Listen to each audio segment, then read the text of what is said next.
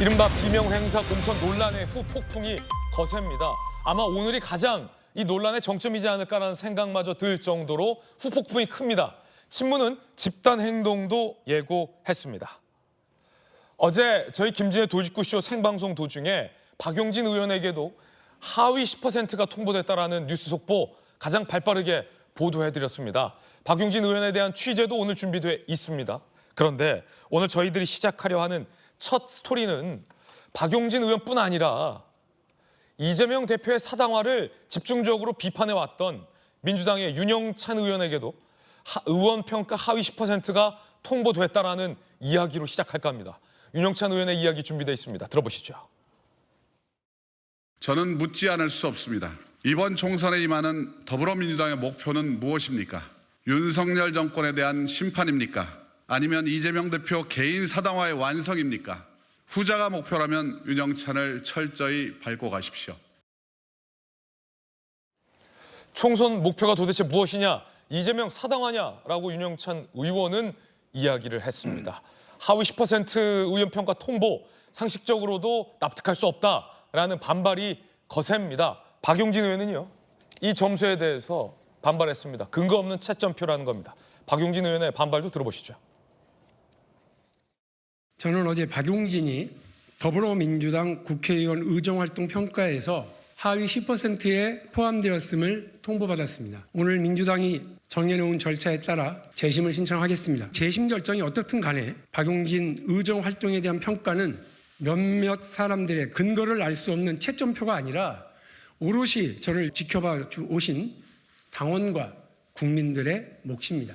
특별히 얼마나 바뀌겠습니까? 당대표 경선, 대통령 후보 경선 그 과정이 이렇게 평가받는 건가? 이런 생각도 들긴 합니다만 저는 굴하지 않겠습니다. 근거 없는 채점표, 엉터리 채점표다라는 반발로 나왔습니다. 자, 오늘 이 이야기 뜨겁게 시작해 보겠습니다. 김영주 의원님, 네. 오늘 저희 돌직구쇼의 첫 번째 이야기는 윤영찬 의원과의 인터뷰였습니다. 네.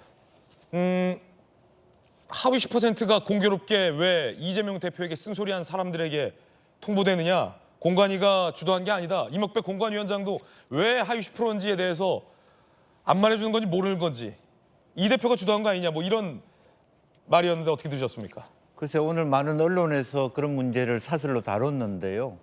결과적으로 공천, 어떤 정당이 공천을 하는 과정은 자기 당이 가지고 있는 가치와 이념을 지닌 어떤 후보자들을 유권자 앞에 내놓는 행위다 이렇게 규정할 수 있습니다. 그렇다면 사실은 그게 방금 윤영찬 의원도 얘기한 것처럼 이것이 다 좋다. 친명 비명을 떠나서 이기는 공천이냐, 누구를 위해서 말하면 윤영찬 자리에 누가 올 것이냐, 이제 이런 부분들이 되는 건데요.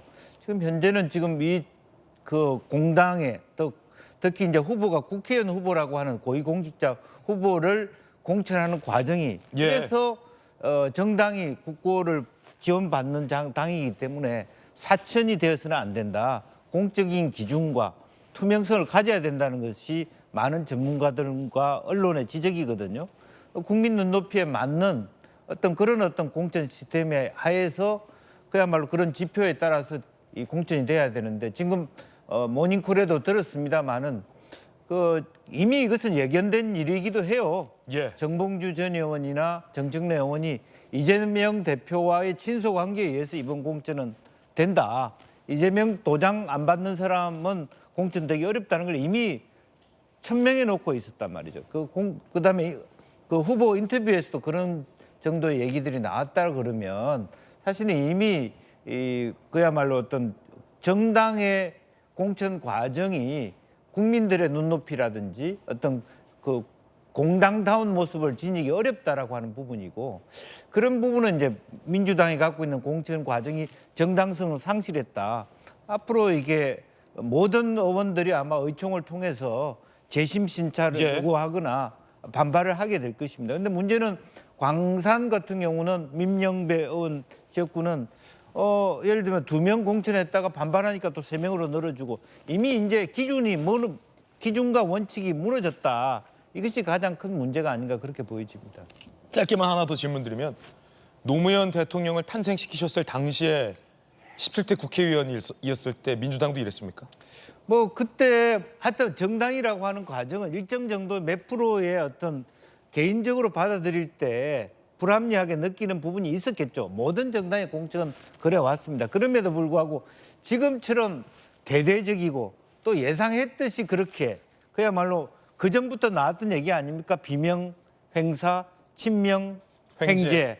이게 그대로 사실로 드러나고 있고 더 큰 문제는 새로운 공천이라는 과정이 사당화의 길을 뛰어넘어서 민주당의 통진당화를 예상하고 있다는 것에 가장 큰 문제가 있다. 이랬던 적은 없었다. 그럼요. 이렇게 대대적으로 공개적인 학살을 했던 적은 없었다. 그렇게 봅니다. 김영주 의원님의 개인적인 견해 전해드리고 있습니다. 정혁진 변호사님, 네. 윤영찬 의원의 인터뷰를 통해서 저희가 처음 보도해드리고 있는 것은 앞으로 더 추가 드러날 이미 통보된 하위 10%의 명단, 어쩌면 탈당일 수 있겠고 어쩌면 기자회견을 통해서 커밍아웃 할 수도 있을 그분들이 다 이 대표에게 쓴소리했던 사람들을 나는 알고 있다. 윤영찬 의원이 이렇게 밝혔어요. 네. 제2, 제3의 김영주, 박용진, 윤영찬 이른바 비명계들이 더 드러날 것으로 보입니다. 옛말에 하나를 보면 열을 난다고 네. 그랬잖아요. 그다음에 시스템이라고 하는 게 콩을 심으면 콩이 나와야지 그게 정상적인 시스템 아니겠습니까? 콩을 심었는데 팥이 나오면 그게 무슨 정상적인 시스템인가? 윤영찬 의원이요.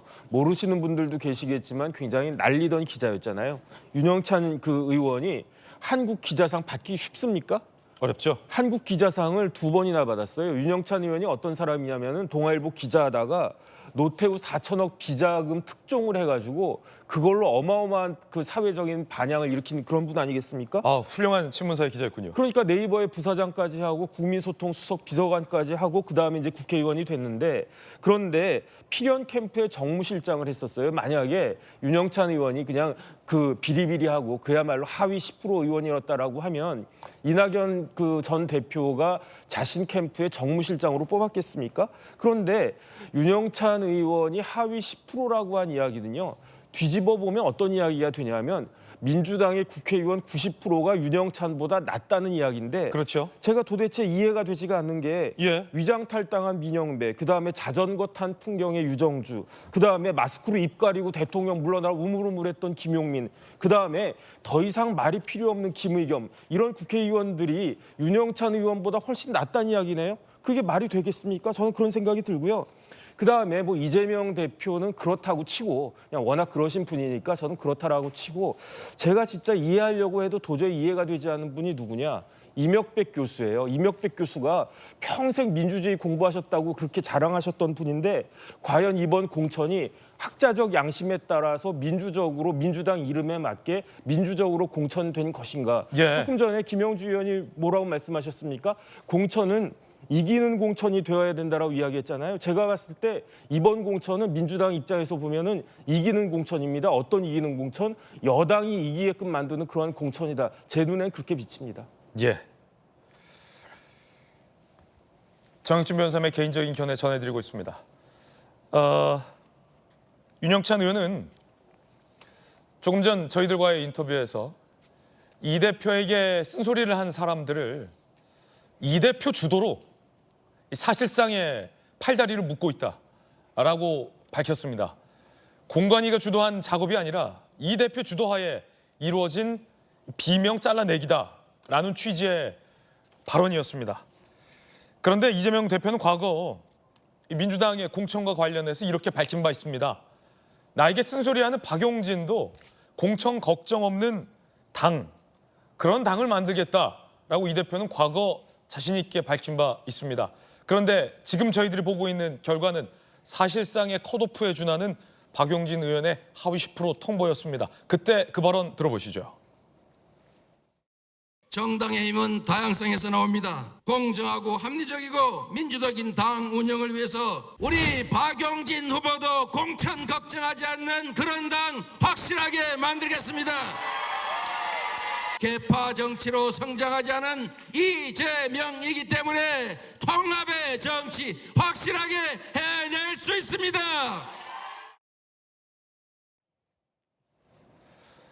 다양성이 있는 당을 만들겠다. 저 박용진 의원도 공천 걱정 없는 당을 만들겠다. 라고 이 대표는 이렇게 그때 말했습니다. 조기현 부위원장님, 공천 걱정 없는 당. 그런데 지금 박용진 의원은 공천 걱정해야 할 상황인데 하위 10%포인트가 통보됐으니 이제 경선에서 30%가 감점됩니다. 정봉주 전 의원보다 무려 30% 이상 경선에서 많이 받아야 겨우 공천이 될까 말까인데 공천 걱정 없는 당. 지금 결과적으로 보면 저 말씀이 무색해진 상황이 됐죠. 어찌됐든 공교롭다고 해야 될지 또 이제 당사자가 되신 분들은 이 불공정성을 비판할 수밖에 없는 상황이 됐다고는 보는데요.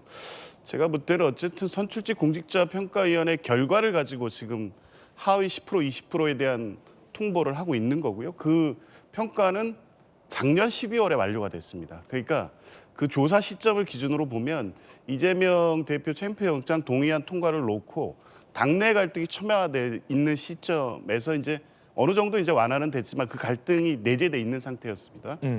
그때 이제 선출직 공직자 평가가 이루어지는데 그분의 정성 평가 중에 당원 평가가 있고 의원들 상호 간의 단면 평가 이런 부분이 정성적 요인입니다. 이 부분은 사실 어떻게 채점되는지가 계량화되지는 않기 때문에 상당한 어떤 자의가 개입될 여지가 있는 거죠. 어찌됐든 그게 당규에 의한 시행 규칙의 평가 항목들이 다 정해져 있기 때문에 그에 따라 평가한 결과라고 하면 그 시점에 당원이나 의원들 간의 어떤 내부적 상황이 반영됐을 가능성이 큽니다.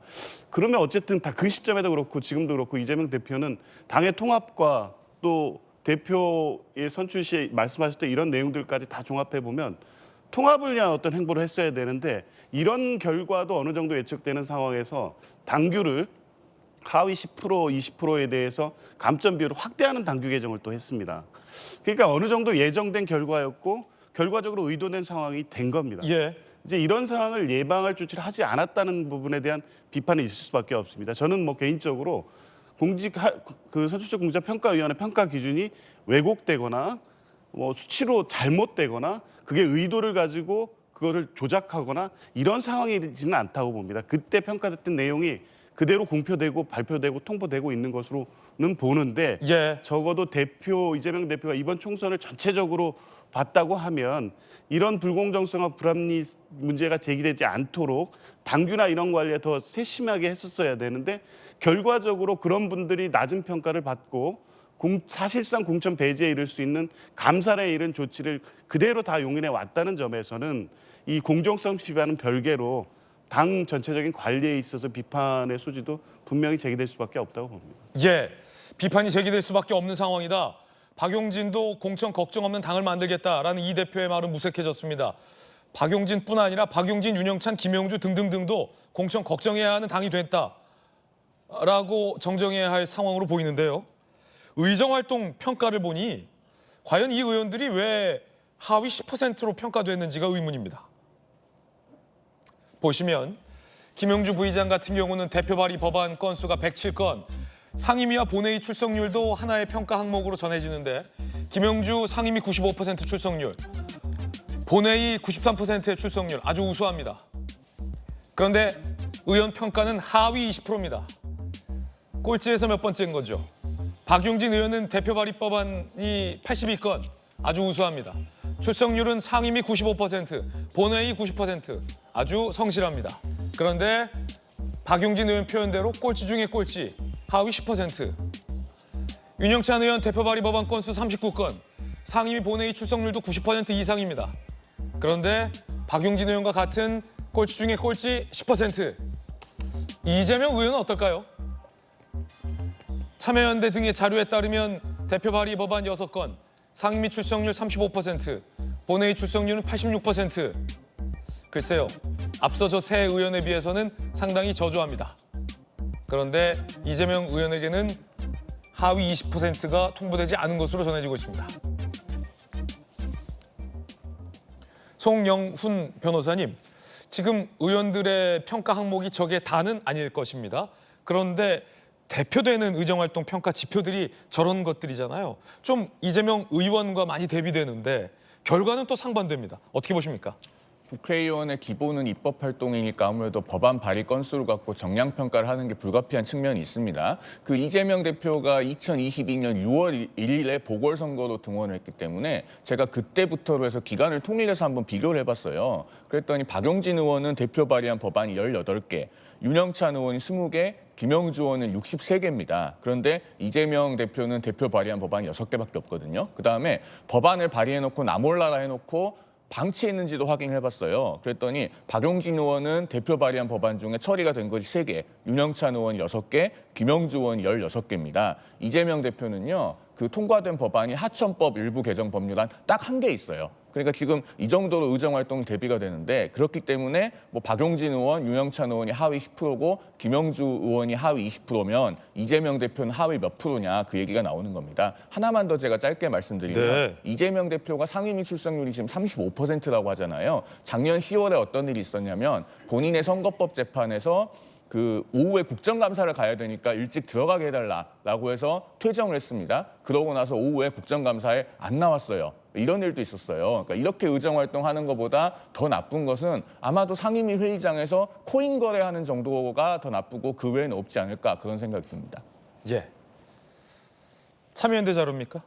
제가 직접 국회 의안 정보 시스템에 접속을 해서 확인을 했습니다. 송영우 변호사가 직접 취재한 내용이군요. 예. 국회 의원 정보 시스템에서 네. 취재한 내용이다. 그렇군요. 물론 이재명 대표는 의원이자 민주당 대표이기 때문에 대표로서의 직무와 역할도 상당히 많이 평가됐으리라 생각됩니다. 자, 그런데 방금 자료를 보면 김영주, 박용진, 윤영찬 의원이 왜 하위 10%, 20% 통보를 받았는지 의아합니다. 혹시 이런 발언들 때문에 낮게 평가된 건 아닐까? 들어보시죠.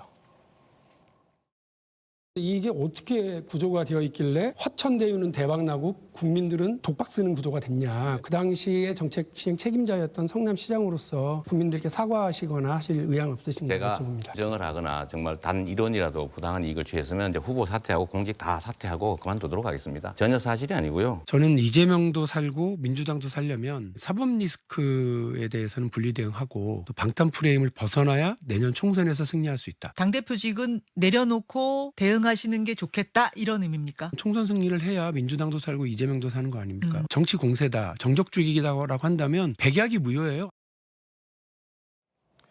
이런 발언들 때문에 이른바 미운 털이 박힌 거 아니냐 이런 얘기도 나옵니다. 급기야 이재명 대표가 대선 경선 당시 인사하는 박용진 의원을 쳐다보지 않고 노룩 인사하는 일도 있었죠.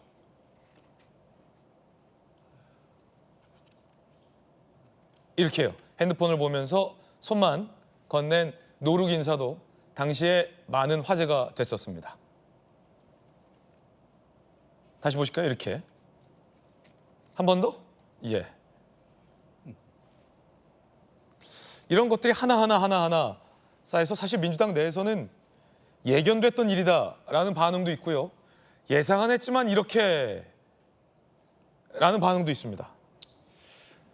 지금 이제 뭐 많은 분들이 시청하고 있는 국민 공개 오디션, 뭐 현역 가왕도 있고 미스터 트롯도 있고 복면가왕도 있고 그런 프로그램도 이렇게는 하지 않아요. 복면가왕도 이렇게는 안 한다. 미스터 트롯도 이렇게는 안 한다. 전체 재천표를 공개하잖아요. 정확하게 뭐 실제로 보면 왜 초기 1차에는 말하자면 어떤 그 팬들이 많기 때문에 시청자들은 빼고 2차에는 하는지 그런 것들을 다 국민들한테 보여줍니다. 그러니까 실제로 최소한 공당이라면 그 정도의 국민 오디션보다는 더 나은 시스템을 가져야 될 것 같아요. 다만 이제 그 당의 가치와 이념에 따르는 이라고 하는 부분에 대해서 당이 어떻게 판결하냐, 평가하느냐 그것은 사실은 뭐 전략공천이라는 제도를 통해서 서구에서도 하니까 할 수 있다 하더라도 이 기준이 이재명 대표에 도전하냐 아니냐가 기준이 된다라고 하는 것에 그 가장 그 아픈 현실이 있다라고 하는 부분이고요. 또 실제적으로 보면 뭐 좋다 사천이라도 좋은데 새로 들어온 인물들이 과연 이전에 20% 10%의 컷오프 되는 인물보다 더 나은 사람들이 들어올 것이냐 그렇지 않기 때문에 더 큰 문제다. 그래서 윤영찬 의원도 이제 그 이전보다 더 나은 이기는 공천인가라고 하는 물음을 갖게 되는 것입니다. 김영주 의원님의 표현 중에 상당히 흥미로운 표현이 있군요.